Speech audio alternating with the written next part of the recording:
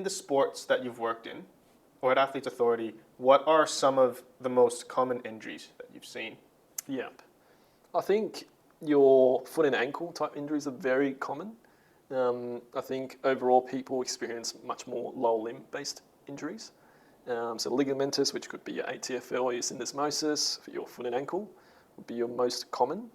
For your knee, whether it's acute or chronic, acute, much more ligamentous, your MCL, ACL, your PCL, your meniscal injuries. But again, the overuse type injuries where it's your tendinopathies and your patellofemoral pain, very prevalent. In terms of rugby league, you get everything from head to toe. So a fair amount of direct impact-based injuries. So whether that be sternum bruising, whether that be AC injuries or corks, they'd be very, very common. Just a side note here, because during my sports trainer time, I saw a lot of corks. Yeah. And just in terms of initial management, like what's the best way to go about that? Is it just slap an ice pack on there for pain relief? Because that's what we did. Yeah, cool. Yeah. I would do the same. Ice pack for pain relief. Your compression will help. Now, in terms of corks, I think we take it quite lightly sometimes. A very bad cork can cause muscle disruption. And those ones you need to treat like a hamstring or a strain, like a muscle strain. Muscle tear. Right, okay. Those ones, if you push too hard, your body will react. And pushing too hard could even mean if you're trying to massage the crap out of a cork, your body interprets that as more trauma, and something like your fibers can calcify, and that's called myositis ossificans. Right, okay. And ideally you want to avoid that. Yes. Not the end of the world, can be reversed, but it's just, there's going to be an area that's very scarred and very stiff. Okay. Okay, cool. That was just a side note that I wanted to tease apart. So if I picked, like, say, ACL, so in this podcast we've gone through with Simon a more insidious onset type of knee pain, patellofemoral pain. If we went the acute route and say with ACL is something quite common, if someone's acutely injured their knee, and you don't know it's an ACL and you're trying to establish if it is an ACL, is it something else or is it nothing and you're okay?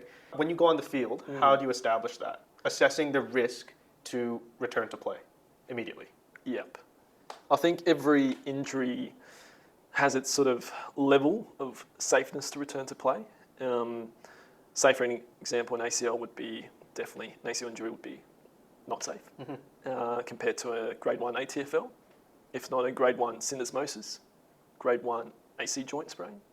I think you sort of need to start thinking about the structural integrity of, let's say, a ligament. Generally, grade 1 injuries, there's less disruption of that ligament, which means the joint is going to still be stable, and what's going to be the limiting factor is pain. So if you can provide pain relief somehow, they can go back to playing. Whereas when you start to go into grade 2/grade 3, there's a disruption of that integrity of the joint, and that could cause further harm or further injury. Okay. Now, in terms of an ACL injury, if a player was to go down, and I don't know that it's an ACL injury, the first thing is mechanism of injury. How did they do it? And a lot of the times the player can describe or recall briefly what has occurred. In the heat of the moment? In the heat of the moment. Okay. So it could be the fact that I took a step, I stuck my leg out, and I felt it just, sometimes people say, dislocate. It felt like a dislocation. It felt like I just lost power and things gave way. Now that clearly indicates an instability episode. And for me, that I'm very suspicious of an ACL injury. And sometimes they'll describe pain on the lateral side of your knee. And all of those little aspects will lead to the special tests. So in the heat of the moment, when you don't have enough time, essentially I'm listening to what they've described and I'm trying to confirm my hypothesis. So if I suspect an ACL injury, I'll go through a Lockman's test. And if that shows laxity, then I'm pretty confident that they've injured their ACL. If the Lockman's quite stable, then you start to look at different things, whether it's the MCL, and that should be quite easy to pick out, your valgus test and palpation. Could be your meniscal injuries. Whether McMurray's is a great test, I'm not sure. I still do it. A lot of the times it doesn't tell me too much, but palpating the joint line, I think, helps much more in going through a range. And yeah, that would be my step-by-step process. Quick, subjective, listen to what the mechanism of injury, or if you've seen it, ask them what did they feel, a special test or two to confirm my hypothesis, and generally palpation. I think as physios, we're blessed to be able to feel joints and ligaments and muscles, and we should be able to utilise that. Yeah, okay.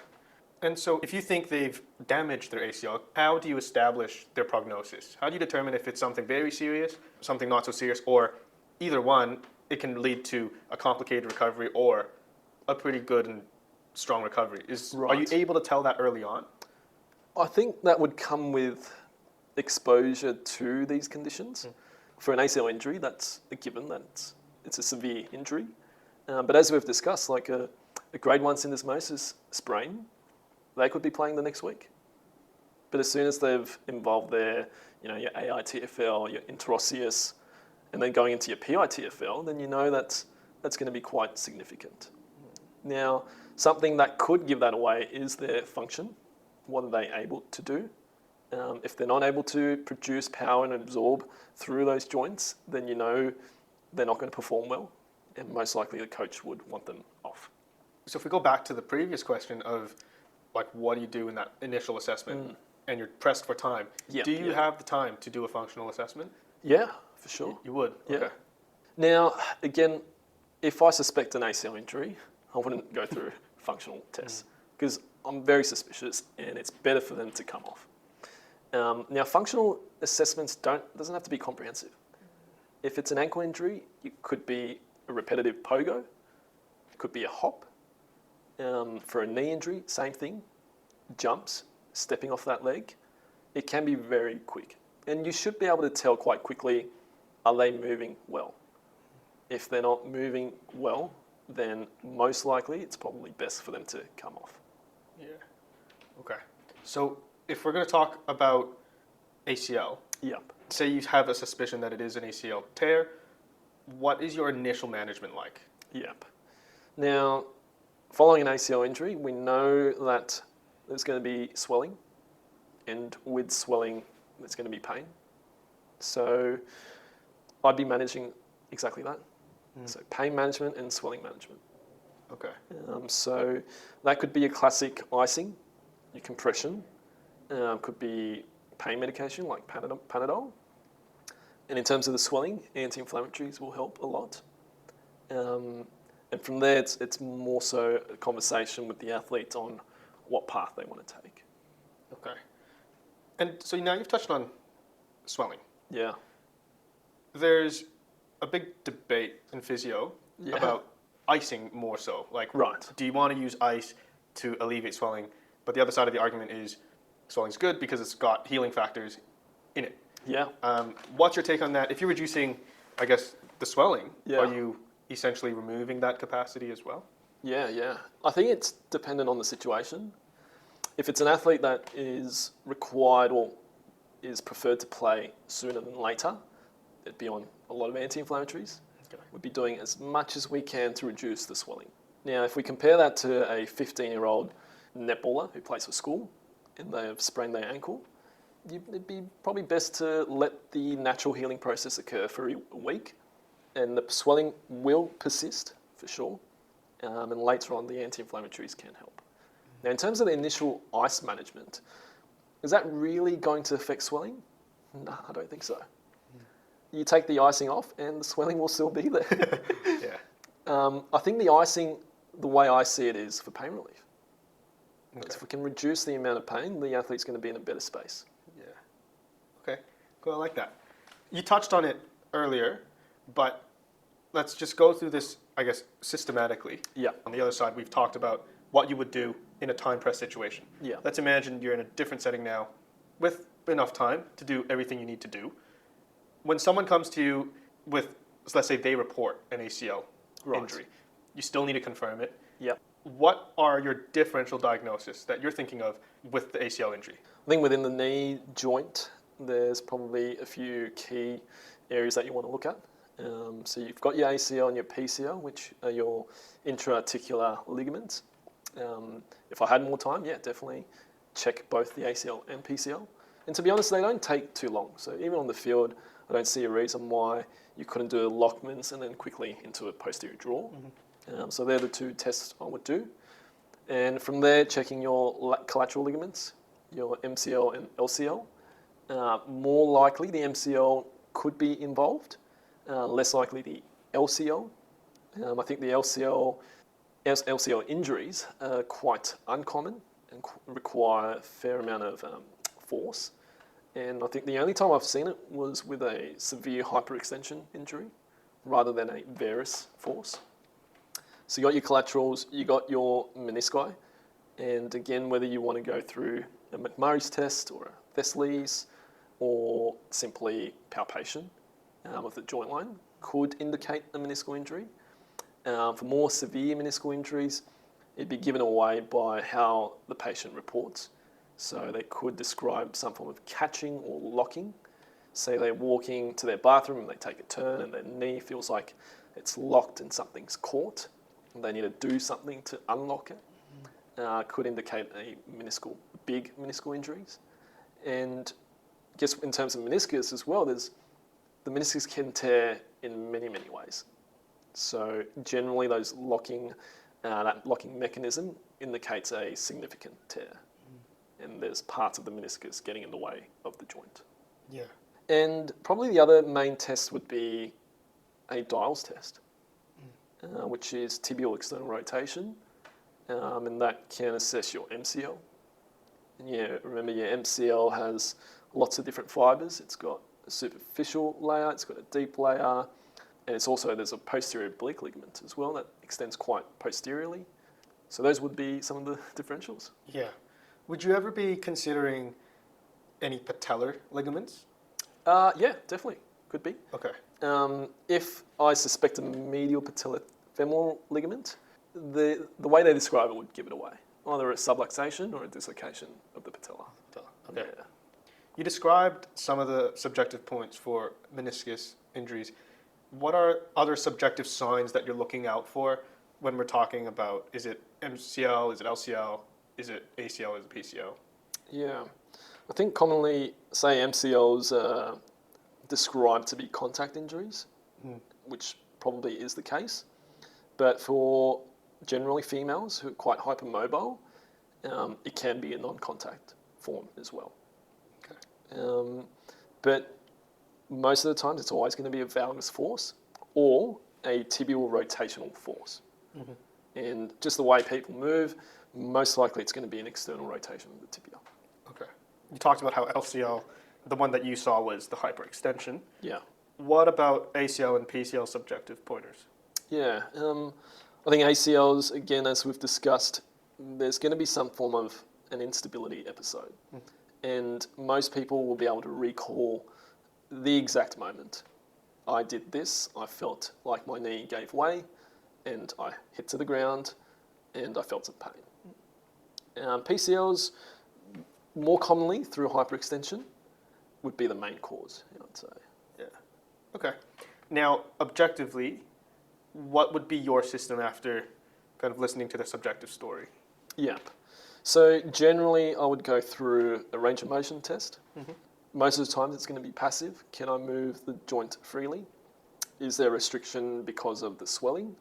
Or is there a restriction because of something mechanical like a meniscus? How would you differentiate those two? In terms of the feeling, the swelling is going to be restrictive in a way that the joint or the patient might report that it feels tight and it's uncomfortable. Whereas a meniscal injury or mechanical might suspect that, or the patient might report that in that position I feel like something's in the way. Or if you put my leg into that position, it feels like it's going to lock out. Okay. So I think the way the patient describes it will give it away mostly. And from there, I would go through my special tests if I was in a clinical setting. Once I've done the clinical test, I'll have a really good understanding of what's going on. and from there go through some functional tests. Now, whether that be weight-bearing based, your squat forms, your double leg squat, your single leg squat, can they control their body with their muscles? Is there pain reproduced with that? Into more high force, if they're able to, and that would be plyometric based. Yeah. Okay. So you've mentioned all the special tests you said you would do. You also mentioned palpation was something you would look at, and the functional tests. Are these stuff that you'd be happy to go over with on the podcast now? Yeah, of course. Awesome. All right, guys, we're here now. We've gotten the plinth out. We have a very special guest, a familiar face, Martin. Martin is my roommate. He's also in physio, and he's been helping with a lot of the filming. So say hi. Okay, so we're here now. We're going to talk about the functional assessment, the special tests, the palpation that you mentioned earlier. So yeah, could you walk us through? Let's start with the functional stuff. I think in terms of functional, I think if we're suspecting a knee injury, you'd want to probably bias some tests or functional movements that bias the knee joint. Okay. So this could simply be a resisted knee extension. You could do that just by hand against physio's force. Going into more your land-based movements, which are your squat-based movements, your double leg squat into a single leg squat. You could use a step as well to go through step ups or step downs. And in terms of your knee, with these tests, you could be looking at a million things. So it's really important for you guys to try to figure out what you're actually looking out for. If Martin just recently started playing basketball and he's getting some pain around his knee, around his patella, he'd most likely feel pain in the knee extension in different ranges of your knee joint. Now, if the pain's reproduced there and we get him to do a single leg squat and he feels the exact same pain, we're pretty confident that it's going to be patellofemoral pain. I'd probably confirm to make sure it's not patellar tendon related, or possibly your fat pad becoming sensitized.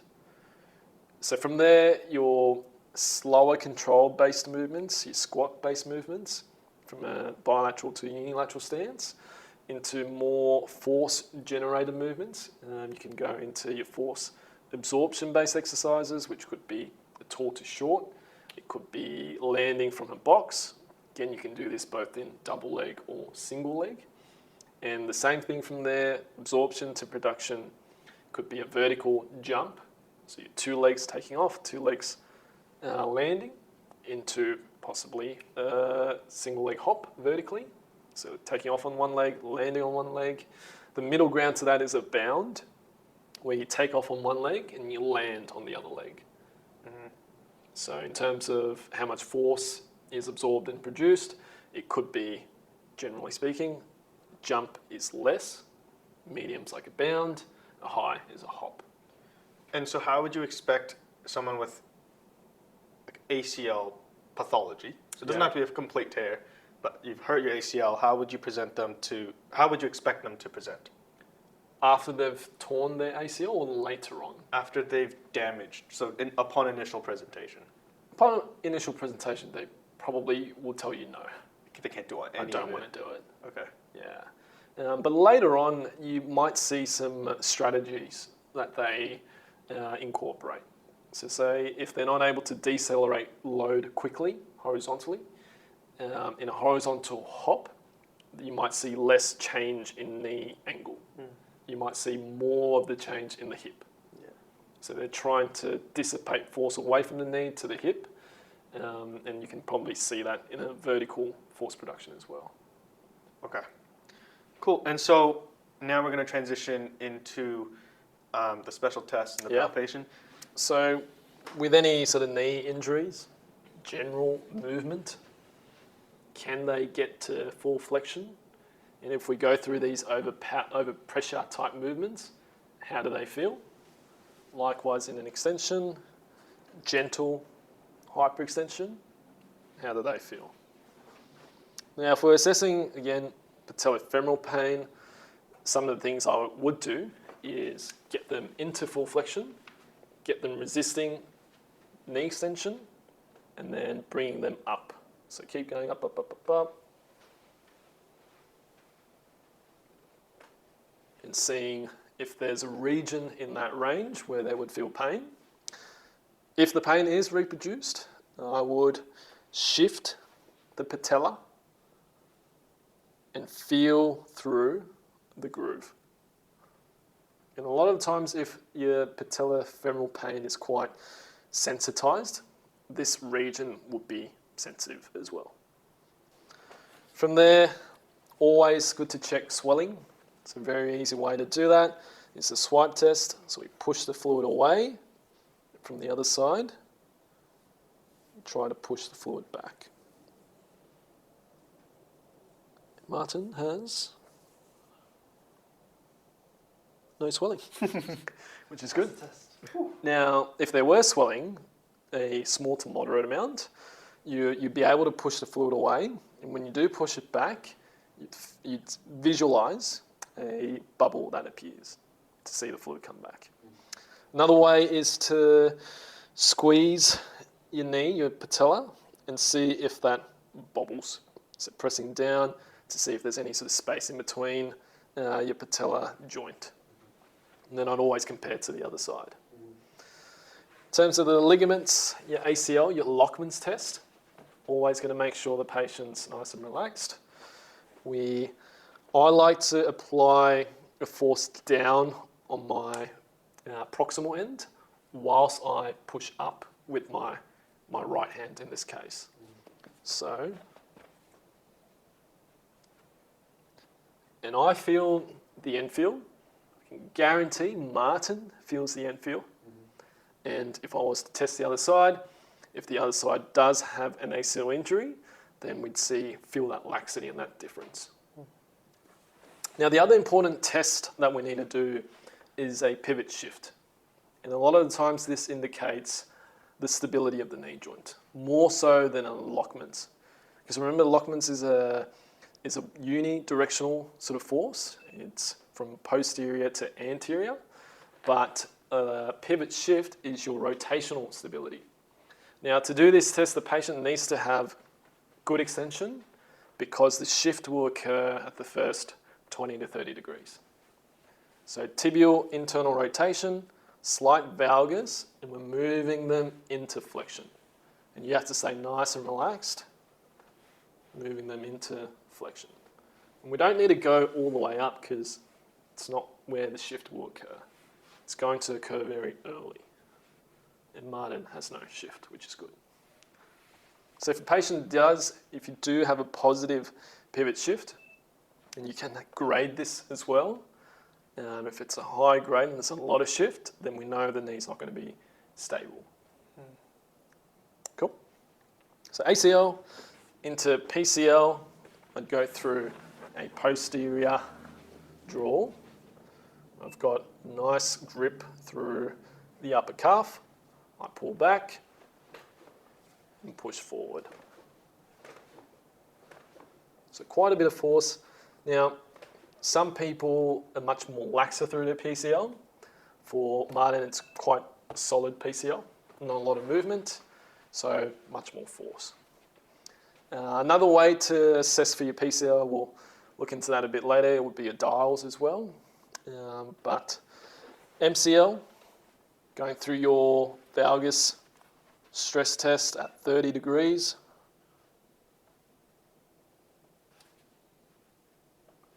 Assessing them at 0, full extension. We know that if there's laxity at extension, full extension, it's going to be a higher graded injury. Cool. Palpation. Palpation of the joint line. So the medial side. Be able to feel the femoral condyle, feel the tibial plateau. In between will be the joint line. We palpate all the way along the back, the lateral. And with palpation, is there a reproduction of pain? You've got the MCL, which would sit over here. So you've got the femoral insertion, which then comes down proximally attaches to the tibia, but also distally attaches to the tibia, pretty much where the or the hamstring tendons would attach near the pesan. Now the posterior oblique ligament extends out posteriorly and is responsible for restraining rotational force. In terms of your meniscus, your joint line palpation is important. Your McMurray's, whether this is a great test or not, but essentially you're trying to position the knee into various angles and rotations to bring on that mechanical symptom. Another good test I do is a forced varus grind. So essentially, we are compressing the medial compartment if we're suspecting a medial meniscal injury or going through a lateral grind. Valgus grind, sorry, for the lateral side. Cool. And then, dials test on your tummy.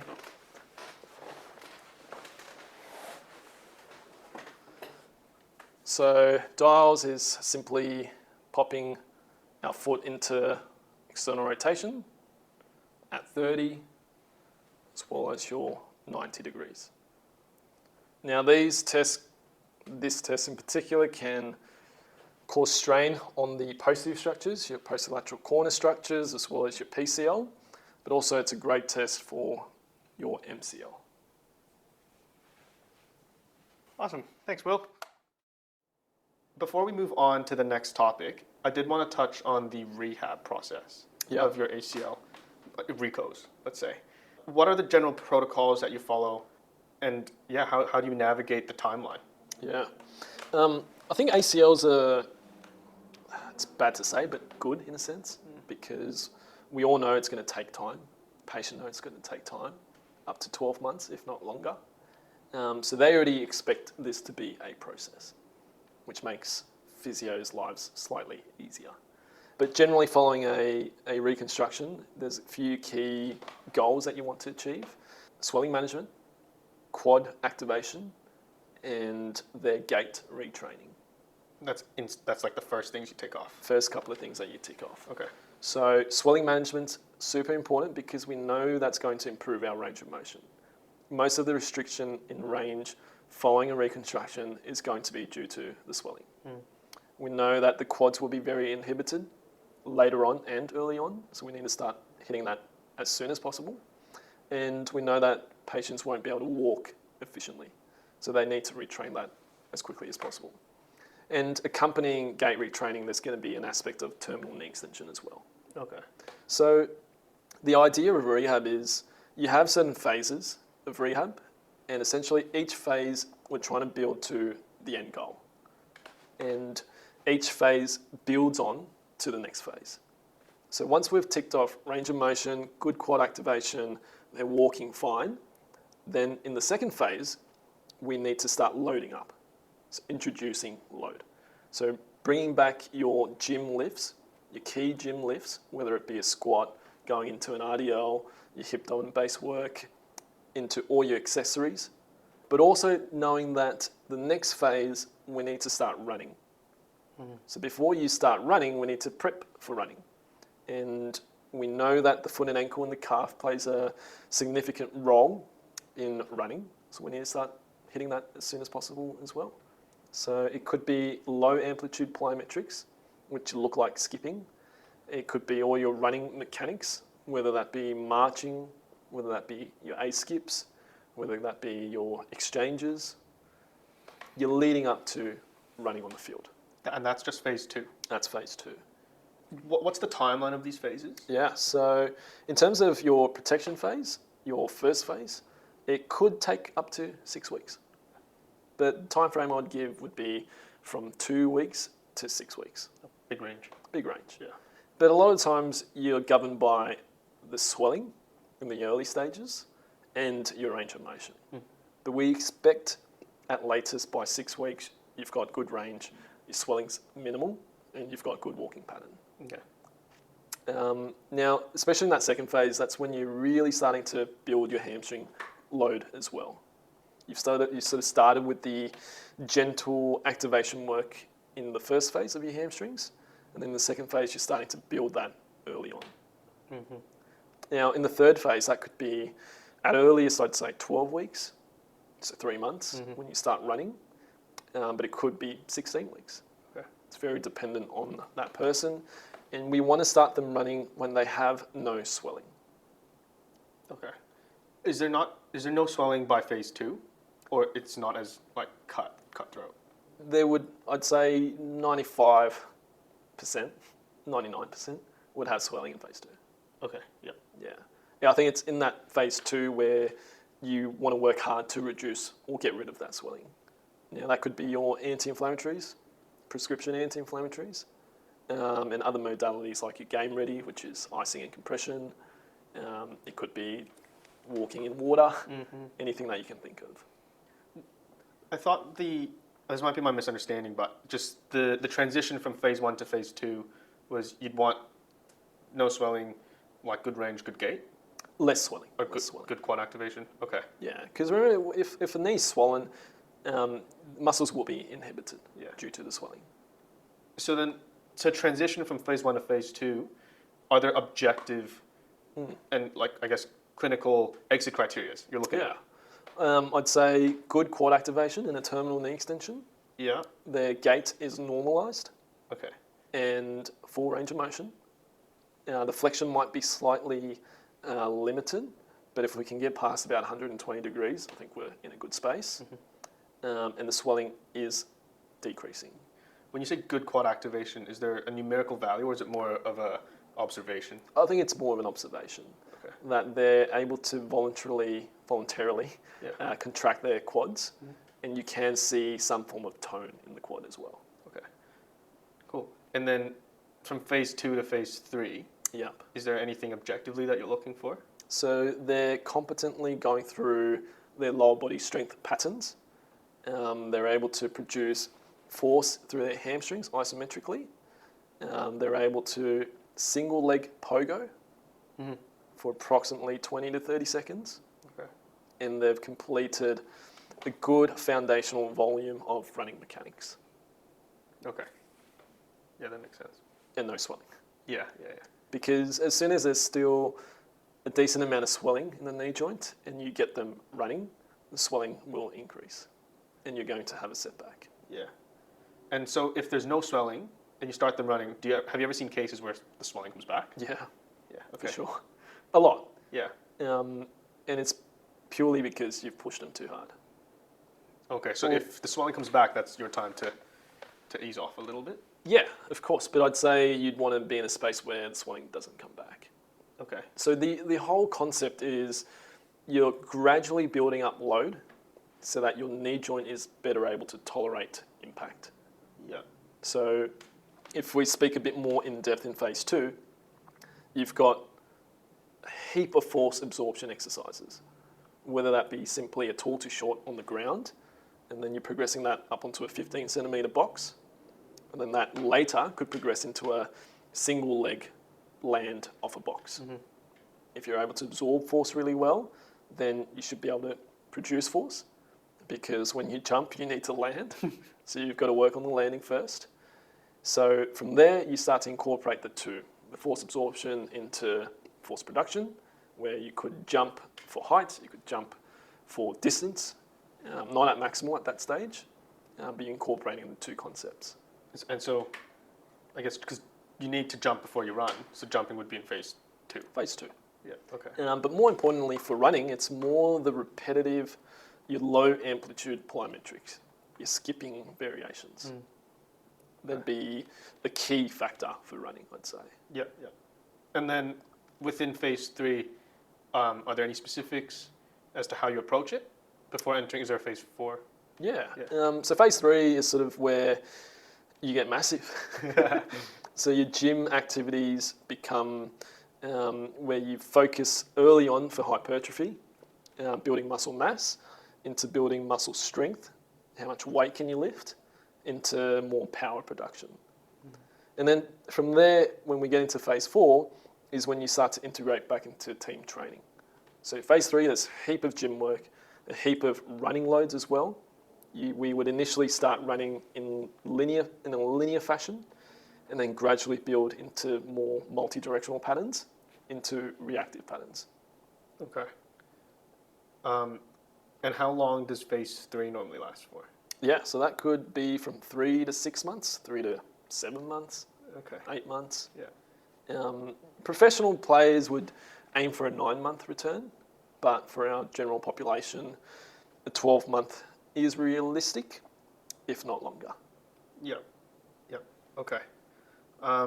Just a side note out of my curiosity, you've mentioned low load plyometrics, and I was reading up on it a little bit. Yeah. So now I can see how that matches up in a rehab setting. Yep. But are you familiar with how the S&Cs would use low load plyometrics? S&Cs would use it a lot as well.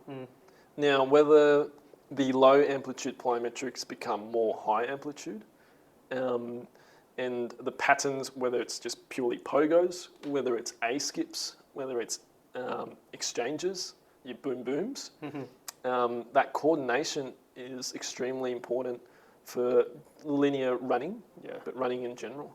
Yeah, okay.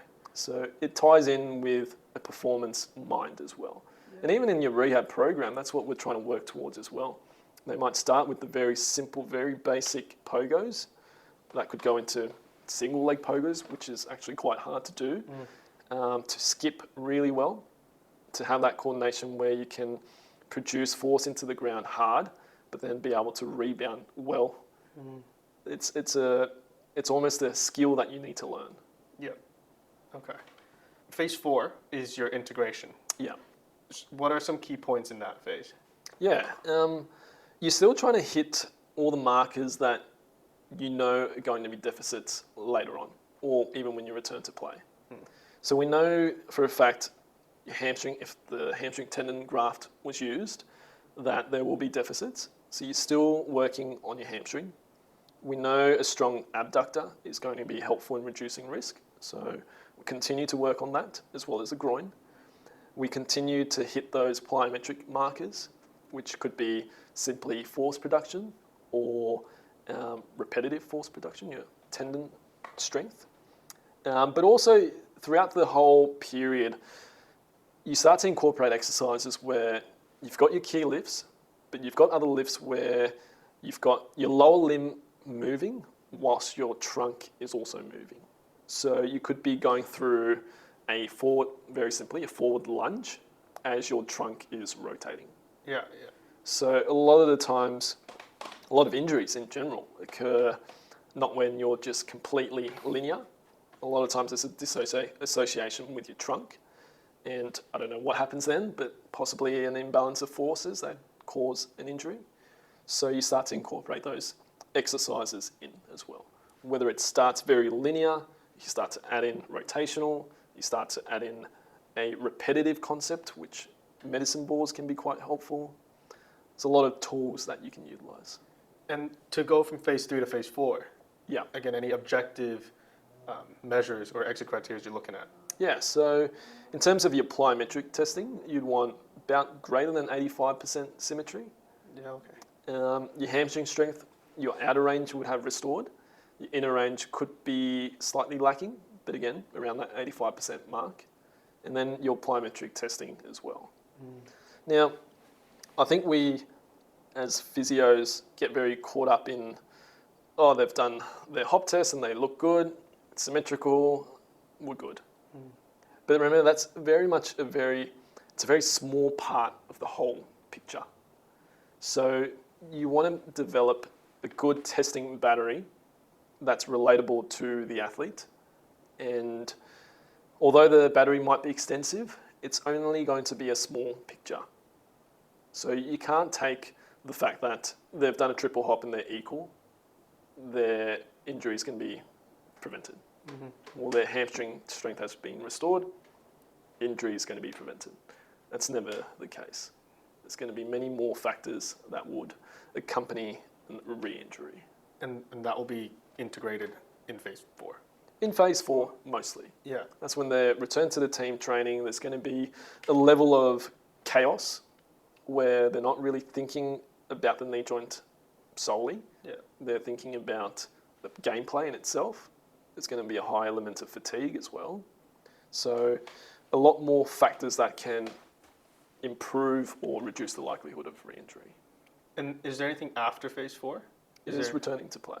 And that they're basically good to go now. They're good to go, but they need to keep working at it. Okay. And again, in a more structured team, with a good SNC, they'll be going through the gym program. Physios can have an input there.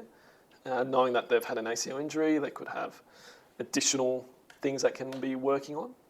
But again, I think as physios, we try to tap in a bit too much at times. For example, say you've got a cricket athlete who's got shoulder pain and they're bowling hundreds of bowls each day and you're giving them more throwing exercises. That's going to massively increase their loading. So it might be best to understand what they actually do in training and games and introduce things that's not going to hinder their performance. Right, okay. And then when is it in phase 4 that you're good to return to play? Yeah, so again, all of those markers that we've described is becoming more normalised. Oh, like 100%? 100%, Okay. or close to. A lot of times there'll still be deficits, but a pattern that we'd want to be seeing is both limbs improving. So although there still might be a 10% discrepancy, both limbs have actually increased or gotten stronger. Okay. If we get closer to that 95% mark, we know we're in a good area. But even 5 to 10%, I'd be fairly confident that things have restored. Yeah, okay. Cool. That was really in-depth. Thank you. That's all right. We'll move on from the ACL Yeah. now. I just want to see if you've had an interesting case study that you could share with us, or a difficult one that you probably don't commonly see. Yeah. I think a good example was in a private practice setting that I was working at. A patient came in and he had fallen off his bicycle and he's having abdominal and groin pain. And he described it to be quite high impact, high force type injury. And the areas of pain that he was experiencing was pretty much around that pubic symphysis, your adductor longus insertion, as well as your rectus abdominis insertion. So we opted to get an MRI, and it came back with tears of the emphasis, the adductor longus, as well as where the rectus abdominis attaches into the pubic bone. And it was a difficult case because for a long time he wasn't getting better. Yeah. You hear about gentle isometrics, movement to get things better, and for this guy, movement and isometrics were aggravating his pain. So for me, in terms of diagnosis, understanding that the adductor and the abdominals work together, and they actually have a conjoint tendon. They actually merge together. Yeah, right. Where is this conjoint tendon? So exactly where the rectus abdominis attaches onto the pubic symphysis in that region, as well as the groin, your adductor longus, attaching into that region. And it just connects? It connects. There's connecting fibres. Yeah. So for me, it was more so we know what the plan is later on. We know how to get there, but we really need to work on what we can change right now. And for him, it was the pain. Pain was limiting his ability to contract. Pain was limiting his functional ability. So the focus was heavily on purely what he feels relieves his pain. Okay. And for him, it was a hot bath, Okay. your pain medication, as well as low doses of anti-inflammatories. Right, okay. And that's sort of what we needed to do to get things started. We've trialled some of your physio brain type exercises to get things going, but that's failed and it's made things slightly worse. We need to do things slightly differently. And so were you able to integrate that again? Yeah. So I think for him, after weeks of trying to manage his pain, they can tell you that things are getting better. Yeah. And that's when you slowly, very slowly start to put in the very gentle exercises, which started with your isometrics, into very simple supine hip flexion. Your hip flexors are synergist to your adductors. Every time you flex your hip, your groin is activated. So just working around not getting a strong contraction of his groin or his abdominals, working around that, knowing your anatomy, and then incorporating everything else. How did you work on the rectus abdominis? Yeah. So to very gently work your rectus abdominis would be your pelvic control type exercises. Where it could be very simply just going through an anterior to posterior pelvic tilt, could be in a prone position or a supine position, or trying to hold that neutral position as well. Okay. It's awesome. Yeah. Thanks for sharing that.